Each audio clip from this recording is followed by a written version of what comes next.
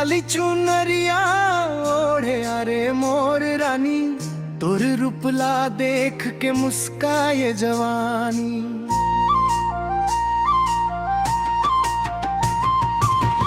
पहली नजर मंजिल मोर हर ले गे, तोर बिना अब एक पल घलो नहीं रहे।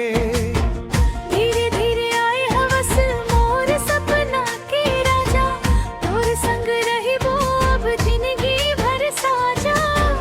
तोर मीठा बोली मन लाग गज भाया, तोर संग चलना मोर किस्मत बन जाया। लाली चुनरिया हवै तोर पहचान, तेंच हवस मोर दिल के अरमान। तोरे हाथ मन हाथ धर के चलहु, सुख दुख मन संग संग रहू। प्यार के डोरी मन बंध गेरे प्रीत, जन्म जन्म तक रही वो संग मीत।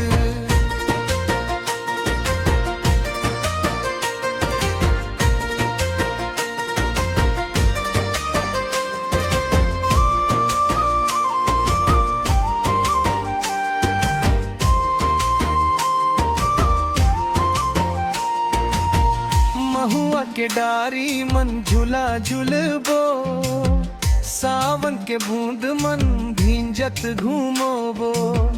मोर सपना के महल ते सजाबे, हंस हंस के मोर जिंदगी महकाबे। पायल के छन छन जीत सुनावे, चूड़ी के खन खन मन हर्षावे। तोर हंसी देख के फुलवा मुस्काया, मोर दिल हर तोर नाव गुनगुनाया। लाली चुनरिया लाल लाल रंग, प्यार हमर रहे जन्म जन्म संग। चंदा गवाही देवया तारा मुस्काए, सच्चा प्रेम ला दुनिया अपनाए।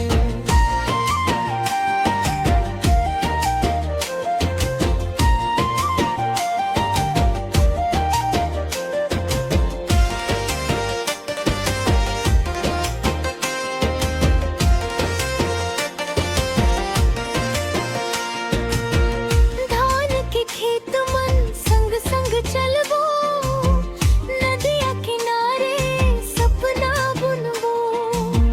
तोर अखिया मन देख मोर संसार, तेंच हवस मोर पहला प्यार।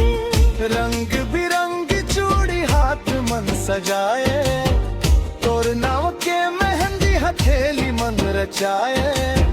मोर हर धड़कन कैला पुकारे, प्यार हमर हर दिन बढ़त जाए।